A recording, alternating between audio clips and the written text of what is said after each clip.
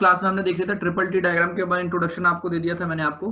Triple T diagram जो है basically क्या डिफरेंट है आयरन कार्बन डायग्राम से, ये मैंने आपको कल बताया था कि आयरन कार्बन डायग्राम में, ठीक है, आयरन कार्बन डायग्राम में और ट्रिपल टी डायग्राम में बेसिक डिफरेंस आपको कल मैंने आपको बता दिया था कि यहाँ पे हम जो है टाइम को बिल्कुल भी शो नहीं करते हैं ट्रांसफॉर्मेशन के दौरान, और यहाँ पे हम टाइम को शो करते हैं। ठीक है, यहाँ पे हम टाइम का रिलेशनशिप बताते हैं, यहाँ पे टाइम को हम शो नहीं करते। दूसरी चीज, टाइम का इंपॉर्टेंस क्या है? टाइम का इंपॉर्टेंस ये है कि जब हम ट्रांसफॉर्मेशन करते हैं या हम हीट ट्रीटमेंट प्रोसेस करते हैं तो उस समय आपको टाइम का बहुत इंपॉर्टेंट रोल होता है कि आप जितने देर के लिए हीट ट्रीटमेंट प्रोसेस करोगे, 2 सेकंड के लिए, 2 मिनट के लिए या 2 घंटे के लिए, उस टाइम ड्यूरेशन के दौरान क्या होता है कि जो भी कांस्टेंट स्ट्रक्चर्स बनते हैं वो टाइम ड्यूरेशन के हिसाब से चेंज होते जाते हैं। तो अब हम आज जो हम पढ़ने जा रहे हैं ट्रिपल टी डायग्राम, उस ट्रिपल टी डायग्राम में आपको ये चीज समझ में आएगी कि जो टाइम ड्यूरेशन होता है वो कैसे इफेक्ट करता है हमारे ट्रांसफॉर्मेशन को। ठीक है, तो आप अब हम यहाँ पढ़ेंगे ट्रिपल टी डायग्राम। अब ट्रिपल टी डायग्राम को समझने के लिए हमें क्या करना पड़ेगा? एक कंस्टिट्यूएंट एलिमेंट को लेना पड़ेगा या एक कंपोजिशन को लेना पड़ेगा जहां पे हमने 0.8% कार्बन को कंसिडर करा है। यहाँ पे 0.8% कार्बन वाले कंपोजिशन को हमने कंसिडर करके जो डायग्राम बनाया हुआ है यहाँ पे, इसको कहते हैं ट्रिपल टी डायग्राम, जिसमें कि हम ट्रांसफॉर्मेशन दिखा रहे हैं ऑस्टेनाइट का ड्यूरिंग दी कूलिंग और during the heat treatment process. तो हम यहाँ पे अब इसको देखेंगे। इस डायग्राम में देखिए आप बेसिकली आपको समझ में आएगा कि 3 एक्सिस बनी हुई है। एक हॉरिजॉन्टल एक्सिस है, यहाँ पे टेम्परेचर स्केल बना हुआ है। ठीक है, ये टेम्परेचर स्केल है। इस टेम्परेचर में आपको यहाँ पे फ़ारेनहाइट में शो किया गया है और यहाँ पे डिग्री सेल्सियस में शो किया गया है स्केल। ठीक है, तो दोनों स्केल यहाँ बने हुए, फ़ारेनहाइट का भी बना है, डिग्री सेल्सियस का भी बना हुआ है। दूसरी चीज, यहाँ पे हॉरिजॉन्टल एक्सिस पे अगर आप नीचे साइड देखोगे तो ये एक्सिस पे हमें बता रहा है वो टाइम ड्यूरेशन। ठीक है, इसको 3 पार्ट्स में डिवाइड किया गया है। यहाँ पे देखिए सेकंड्स में, मिनट्स में और आवर्स में। ठीक है, तो वो डिपेंड करता है कि आप कितने ड्यूरेशन के लिए उसको कूलिंग करते हो, कितने ड्यूरेशन के लिए आप हीट ट्रीटमेंट के लिए उसको छोड़ देते हैं, ट्रांसफॉर्मेशन के लिए छोड़ देते हैं। तो यहाँ पे मिनट्स में भी हो रहा है, सेकंड्स में भी हो रहा है और आवर्स में भी हो रहा है। ठीक है, तीसरी चीज, जो वर्टिकल एक्सिस, तीसरी वर्टिकल एक्सिस दिख रही है, दूसरी वर्टिकल एक्सिस दिख रही है राइट हैंड साइड में। इस वर्टिकल एक्सिस में आपको लिखा हुआ है यहाँ पे रॉकवेल हार्डनेस नंबर।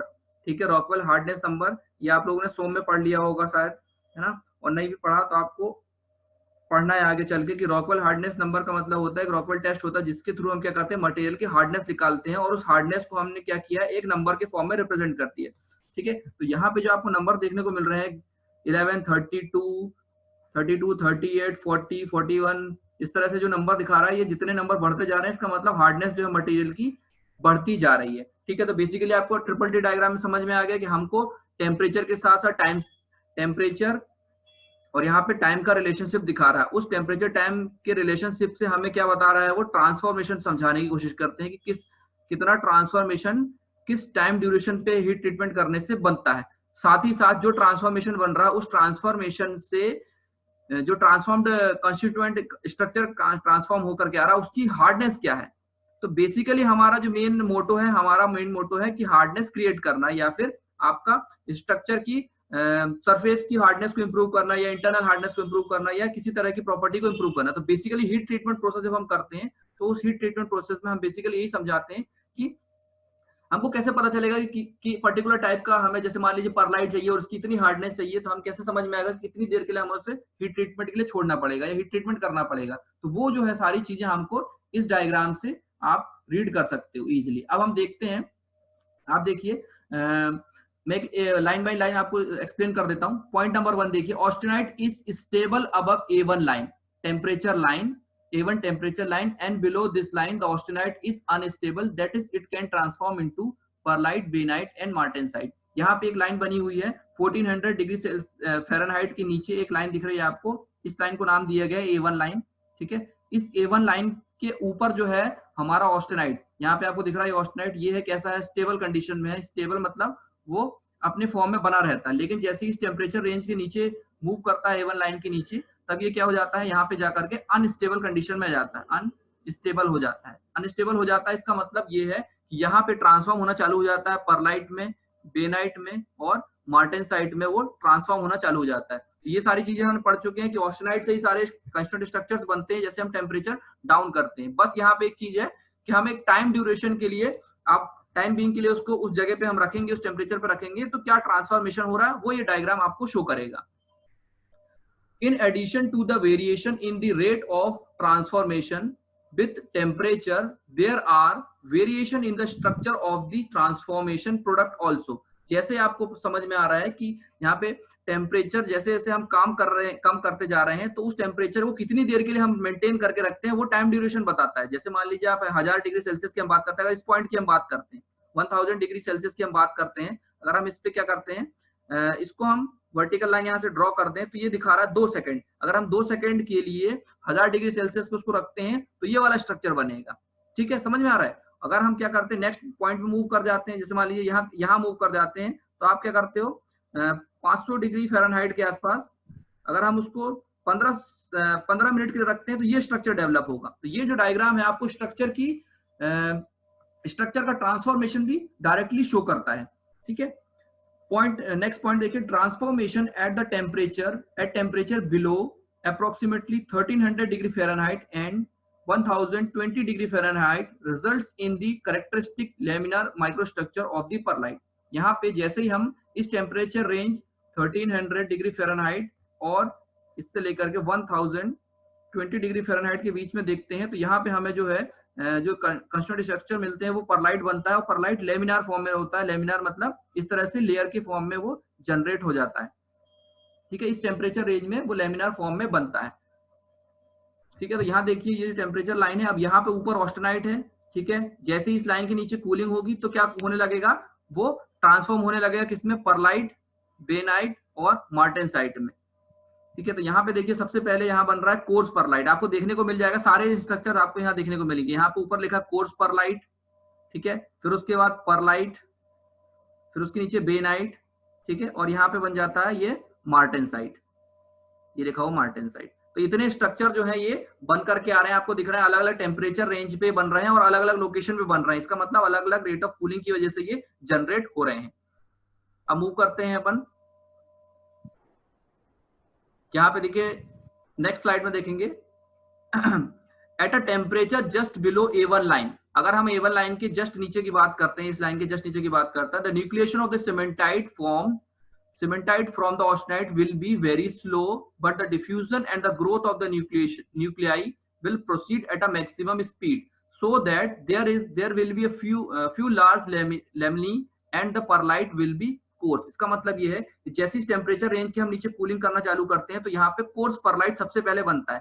क्यों बनता है, क्योंकि इस जगह पे सीमेंटाइट जो होता है, सीमेंटाइट जो स्ट्रक्चर है वो बन नहीं पाता और उसकी वजह से परलाइट का स्ट्रक्चर बढ़ जाता है। ठीक है, सीमेंटाइट स्ट्रक्चर नहीं बन पाता तो वो परलाइट का स्ट्रक्चर, उसका शेप जो है वो बड़ा हो जाता है, जिसकी वजह से वहां पे कोर्स परलाइट, कोर्स वर्ड का मतलब यहाँ पे होता है कोर्स, जैसे आप समझिए जैसे एक स्ट्रक्चर इस तरह का मैंने एक बॉक्स बना दिया, इसमें बहुत सारे एलिमेंट, बड़े बड़े एलिमेंट मिलकर के ये बन रहा है, इस तरह से बड़े बड़े एलिमेंट से मिलकर के बन रहा है, ये कोर्स हो गया। अगर हम क्या करते हैं, बहुत सारे छोटे छोटे पार्टिकल से मिलकर कोई चीज बनती है तो उसको कहते हैं फाइन।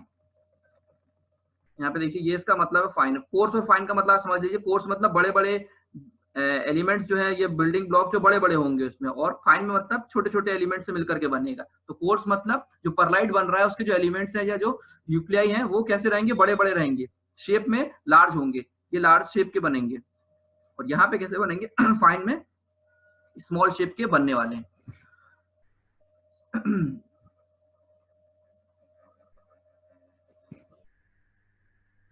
नेक्स्ट देखिए, however as the transformation temperature is lowered, that is just above the nose of the C curve, the perlite become fine। अब हम यहाँ पे बात कर रहे हैं नोज की बात कर रहे हैं, जैसे नोज मतलब ह्यूमन बीइंग की नोज होती है, इसी तरह का शेप है इसका। आप इस डायग्राम को थोड़ा ध्यान से देखो, किस तरह के ह्यूमन बीइंग की जो नोज होती है उसकी तरह शेप है इसका। तो अगर हम इस नोज के जस्ट ऊपर यहाँ बात करते हैं, इस जगह पे बात करते हैं, तो यहाँ पे क्या होता है, या इसको सी कर्व भी कहते हैं। यहाँ पे लिखा हुआ सी कर्व, जैसे हमने कल देखा था कि इसका नाम एस कर्व भी होता है, सी कर्व भी होता है, वेन्स कर्व भी होता है, या आइसोथर्मल ट्रांसफॉर्मेशन कर्व भी होता है। ठीक है, तो यहाँ पे सी कर्व का मतलब है सी शेप का है या नोज के शेप का है, इसीलिए इसको सी कर्व या नोज कर्व बोलते हैं।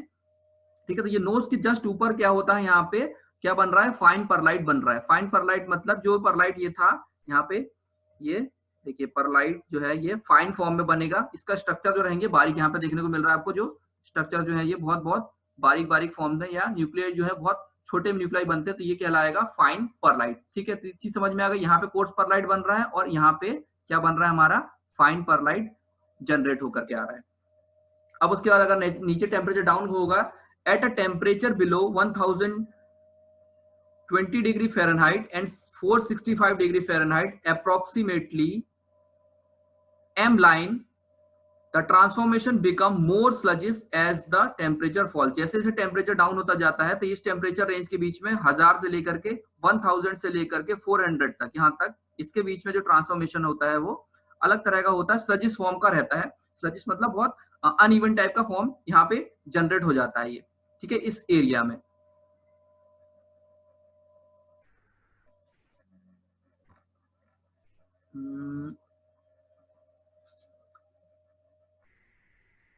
नेक्स्ट देखिए फर्दर, although the austenite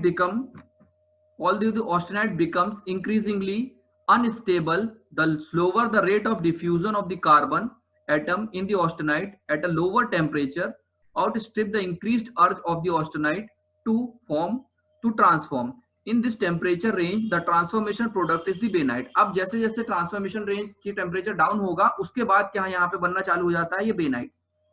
ठीक है, देखिए यहाँ पे परलाइट बन रहा था, ये कोर्स परलाइट बना, उसके बाद और टेम्परेचर डाउन किया तो हमने फाइन परलाइट बना। ठीक है, और उसके बाद क्या बनेगा, यहाँ पे ये बेनाइट बनना चालू हो जाता है, बेनाइट स्ट्रक्चर जो है वो बनना चालू हो जाता है।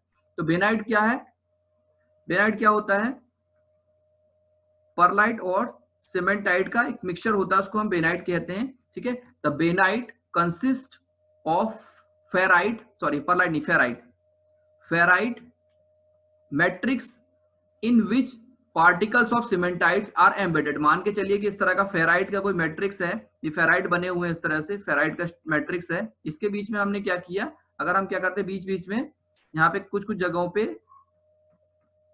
सीमेंटाइट को एम्बेड कर देते हैं या फिर इसमें अंदर जुड़ जाते हैं, यहाँ पर इसके अंदर जुड़ जाते हैं, तो इसको कहा जाएगा बेनाइट स्ट्रक्चर। तो यहाँ पे क्या बन रहा है ये देखेंगे, आपको देखने को मिलेगा, इसके नीचे इस टेम्परेचर रेंज में यहाँ पे ये बेनाइट फॉर्म होता है। अब बेनाइट का भी दो स्ट्रक्चर लिखे हुए हैं यहाँ पे, जहाँ पे लिखा हुआ एक्युलर बेनाइट, ये भी हम नीचे देखेंगे एक्युलर बेनाइट क्या होता है।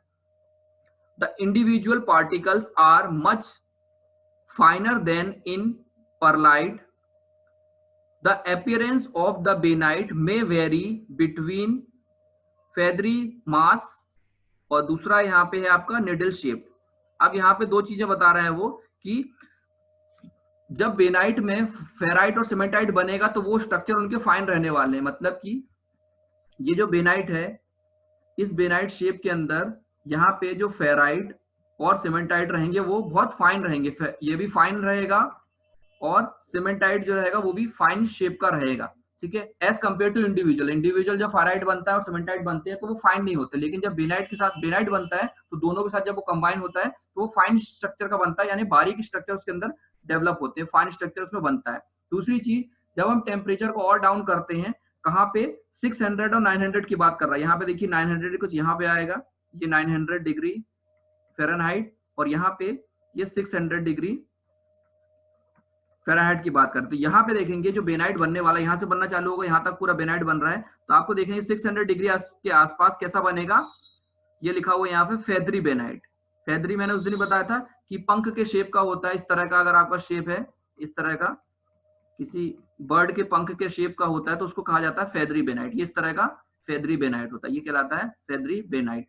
और दूसरा अगर हम डाउन टेम्परेचर लोअर टेम्परेचर की बात करें, यहाँ की बात करें तो यहाँ पे बनता है एक्युलर बेनाइट। एक्युलर मतलब कि आपका जो शेप रहेगा वो कुछ इस तरह का नुकीले नुकीले निडल्स के फॉर्म में रहेगा। कैसा रहेगा, इस तरह का निडल का फॉर्म रहेगा, सुई की जैसे होती है, सुई नुकीली होती है या निडल्स जो होती हैं वो नुकीली होती हैं, तो इस तरह का ये कैसा बनता है, एक्युलेट बेनाइन, यानी कि निडल स्ट्रक्चर, निडल के फॉर्म में यहाँ पे होगा। तो यही चीज यहाँ पे लिखी हो कि निडल शेप्ड के होंगे अगर 600 डिग्री के आसपास होगा, और अगर 900 डिग्री फ़ारेनहाइट के आसपास रहेगा तो वहां पे फेदरी मास या फेदरी के शेप का वो बनेगा। इतनी चीजें इसके अंदर बेसिकली देखने को मिलती है अगर हम 600 डिग्री सेल्सियस के आसपास तक मूव कर जाते हैं। अभी हमने डाउन कर लिया, यहाँ तक 600 डिग्री के आसपास आ गए हैं। अब आते हैं नेक्स्ट, जो आपका स्ट्रक्चर क्या बन रहा है इसमें। अब देखिए जो नेक्स्ट स्ट्रक्चर बन रहा है वो बन रहा है आपका मार्टेनसाइट। आप देखिए यहाँ पे हमको देखने को मिल रहा है एक लाइन बनी हुई है, इस तरह की हॉरिजॉन्टल लाइन बनी है। ये जो लाइन दिख रही है, दो लाइन बनी हुई है, इन दो लाइन के बीच में यहाँ पे क्या बन रहा है, मार्टेनसाइट जनरेट होता है। यहाँ पे बनता है, चेंज हो जाए,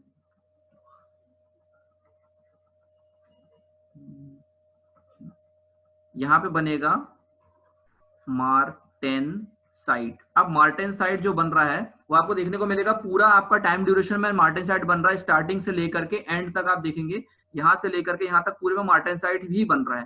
तो इसका मतलब ये है कि ये टाइम पे डिपेंडेंट नहीं हो रहा है, ये जो है सिर्फ टेम्परेचर पे डिपेंडेंट हो रहा है। आप देखिए जो टेम्परेचर रेंज है कहाँ पे, 465 डिग्री फ़ारेनहाइट से लेकर के 112 डिग्री फ़ारेनहाइट के आसपास जो भी टेम्परेचर रेंज रहेगा, इस टेम्परेचर रेंज के अंदर आपका पूरा मार्टेनसाइट बन रहा है। यहाँ से मार्टेनसाइट बनना स्टार्ट हो जाता है इस लाइन से, और यहाँ पे जाकर के मार्टेनसाइट बनना खत्म हो जाता है। तो इससे आपको चीज समझ में आ रही होगी कि हमारा इसमें टेम्परेचर का कोई टाइम पीरियड का कोई रोल नहीं है। यहाँ पे सिर्फ जैसे टेम्परेचर रेंज पे पहुंचता है मार्टेनसाइट बन जाता है। किसी भी ड्यूरेशन के लिए आप उसको हीट ट्रीटमेंट प्रोसेस के लिए छोड़ो, या 1 या 2 मिनट 2 सेकंड के लिए छोड़ो, या 2 मिनट के लिए छोड़ो, या फिर हम 2 घंटे के लिए उसको छोड़ें, सब जगह पे मार्टेनसाइट ऑब्वियसली बनता ही जा रहा है। यही चीज यहाँ लिखी हुई है, at the foot of the triple T diagram, time temperature transformation diagram, there are 2 lines, MS line and MF line. तो एमएस लाइन जो है वो टेम्परेचर है 465 डिग्री फ़ारेनहाइट, और एमएफ लाइन जो है वो 112 डिग्री फ़ारेनहाइट। तो एमएस रिप्रेजेंट कर रहा है स्टार्टिंग का, एमएस मींस स्टार्ट, जहां पे ट्रांसफॉर्मेशन मार्टेनसाइट का स्टार्ट होता है, और एमएफ मतलब जहां पे फिनिश होता है। ठीक है, M for martensite, S for start, and M for martensite, F for finish. ठीक है, तो यहाँ पे स्टार्ट और फिनिश को रिप्रेजेंट कर रहा है सफिक्स में जो एस और एफ लगा हुआ है।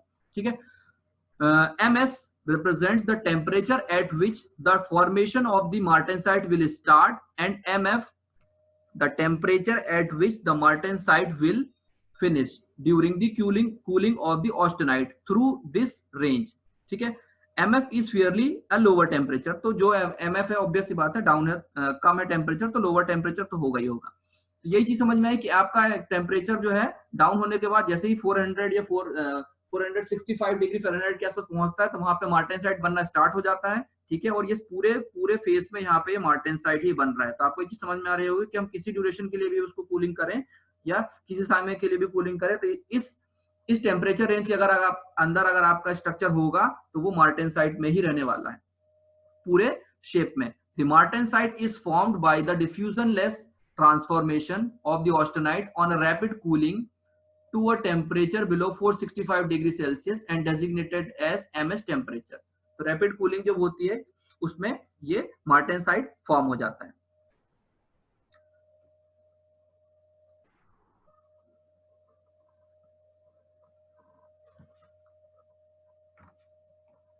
एंड द लास्ट पॉइंट देखिए यहाँ पे लिखा हुआ है, the martensitic transformation differs from the other transformation in that it is not time dependent. इसका मतलब यहाँ पे टाइम डिपेंडेंट नहीं है। ये देखिए पूरे में कहीं पे भी टाइम का रोल नहीं दिखा रहा, क्योंकि 2 सेकंड के लिए करो, 2 मिनट के लिए करो, या 2 घंटे के लिए ट्रांसफॉर्म करो, मार्टेनसाइट हर जगह पे बन करके आ रहा है, तो टाइम डिपेंडेंट नहीं है। And occurs almost instantaneously, the proportion of the austenite transformed to martensite depends only on the temperature to which it is cooled। Portion मतलब कि कितना परसेंटेज बन रहा है, यहाँ देखने को मिलेगा आपको परसेंटेज ज्यादा है, और यहाँ आपको देखने को मिलेगा परसेंटेज ये कम बन रहा है। तो ये बस परसेंटेज का वेरिएशन आ रहा है कि कितना परसेंटेज बनेगा, लेकिन मार्टेनसाइट ही बनेगा, ये बात तो फिक्स्ड है। फिर उसके बाद नेक्स्ट में, for example the approximate temperature at which 50% and 90% of the total austenite will transform on quenching to martensite are 330 degree Fahrenheit and 240 degree Fahrenheit. इसका मतलब जो टोटल ऑस्टेनाइट अवेलेबल रहेगा ट्रांसफॉर्मेशन के लिए, उसका अगर टेम्परेचर 330 डिग्री फ़ारेनहाइट है, तो वो 50% क्या होगा, ट्रांसफॉर्म हो जाएगा, किसमें ट्रांसफॉर्म हो जाएगा, मार्टेनसाइट में। और अगर टेम्परेचर जो है 240 डिग्री फ़ारेनहाइट के आसपास है, तो वो 90% जो है वो ट्रांसफॉर्म हो जाएगा, किसमें, फिर transform in the martensite. Clear हुआ? तो इससे आपको एक चीज समझ में आ गई डायग्राम में कि अगर हम टेम्परेचर रेंज को और डाउन करते जाते हैं तो मार्टेनसाइट का जो स्ट्रक्चर है वो कंप्लीटली ट्रांसफॉर्म होता जाता है। बट जो मार्टेनसाइट बेसिकली दिमाग में रखना कि मार्टेनसाइट जो है वो टाइम डिपेंडेंट नहीं होता कि इतने ड्यूरेशन के लिए हम उसको हीट ट्रीटमेंट करेंगे या इतने ड्यूरेशन के लिए हम उस टेम्परेचर पे रखेंगे तो वो मार्टेनसाइट बनने वाला है, ऐसा नहीं है। टाइम से इसका रिलेशन नहीं है, सिर्फ टाइम से परसेंटेज है, कितने परसेंटेज ऑफ ट्रांसफॉर्मेशन हुआ इसमें। ठीक है, तो यहाँ पे बता दिया इतने टेम्परेचर पे इतना रहेगा और इतने टेम्परेचर पे इतना परसेंट ट्रांसफॉर्मेशन हो चुका होगा। चलिए अब यहाँ पे ये जो है आपका ट्रिपल टी डायग्राम फिनिश हो जाता है। ठीक है, तो अब आपको बेसिकली डिफरेंस समझ में आ गया होगा आयरन कार्बन डायग्राम में। आयरन कार्बन डायग्राम हमने जो पढ़ लिया, ठीक है, मैं थोड़ा सा रिवाइज करा दे रहा हूँ, और हमने जो ट्रिपल टी डायग्राम पढ़ लिया, तो बेसिक डिफरेंस आपके दिमाग में क्लियर हो गया होगा। यहाँ पे हमने ठीक है क्या चीज देखी थी, टेम्परेचर और कंपोजिशन का जो भी पेयर था उससे फेस पता चलते थे। ठीक है, उसके बाद उससे आपको लिक्विडस लाइन, सॉलिडस लाइन, और इसके साथ साथ ट्रांसफॉर्मेशन पता चलते थे क्या क्या बन रहे हैं। ठीक है, लेकिन यहाँ पे आपको देखने को मिल रहा है कि आपका टाइम और टेम्परेचर का रिलेशनशिप के साथ साथ हमें क्या पता चलता है कि क्या किस तरह के स्ट्रक्चर हैं और उसकी क्या हार्डनेस रहने वाली है, हार्डनेस भी पता चलती है यहाँ पे। और दूसरी चीज आपको एक चीज और पता चलती है कि जो ट्रांसफॉर्मेशन हो रहा है कितने टाइम पे हम हीट ट्रीटमेंट करते हैं तो हमें वो ट्रांसफॉर्मेशन मिलता है। एक चीज आपको बताना भूल गया, जैसे हमारा कोर्स पर लाइट था, ये तो कोर्स पर लाइट था, तो इसका आपको हीट, आप डायरेक्टली अगर राइट साइड में इसको ज्वाइन करोगे लाइन को तो आपको इसकी हार्डनेस मिल जाएगी। पर लाइट जो है यहाँ जो बन रहा है इसकी आप डायरेक्टली यहाँ से लाइन से जोड़ोगे, जिस पॉइंट की आपको हार्डनेस चाहिए जिस मटेरियल की उसको हम डायरेक्टली राइट साइड से जोड़ देंगे तो आपको वहां से उसकी हार्डनेस मिल जाएगी। इससे आपको एक चीज पता चल रही होगी कि आप देखिए हार्डनेस की वैल्यू जो है ऊपर से नीचे धीरे धीरे करके बढ़ती जा रही है, रॉकवेल हार्डनेस की वैल्यू बढ़ती जा रही है। तो इसका मतलब ये है कि हमारा जो कोर्स पर लाइट रहेगा वो कैसा रहेगा, हार्डनेस जो उसकी होगी वो हार्डनेस जो रहेगी वो लेस रहेगी, और मार्टेनसाइट जो रहेगा उसकी हार्डनेस कैसी रहेगी, मैक्सिमम हार्डनेस रहने वाली, हार्डनेस जो रहेगी वो मैक्सिमम रहेगी, और यहाँ पे हार्डनेस कैसी रहेगी, मिनिमम रहेगी। ठीक है, तो ये डायग्राम से हमको एक चीज समझ में आ जाती है कि ट्रांसफॉर्मेशन के साथ साथ आप किस टेम्परेचर कितने टाइम के लिए ट्रांसफॉर्मेशन करोगे तो क्या स्ट्रक्चर जनरेट होगा और उस स्ट्रक्चर की क्या हार्डनेस रहने वाली है आफ्टर कूलिंग।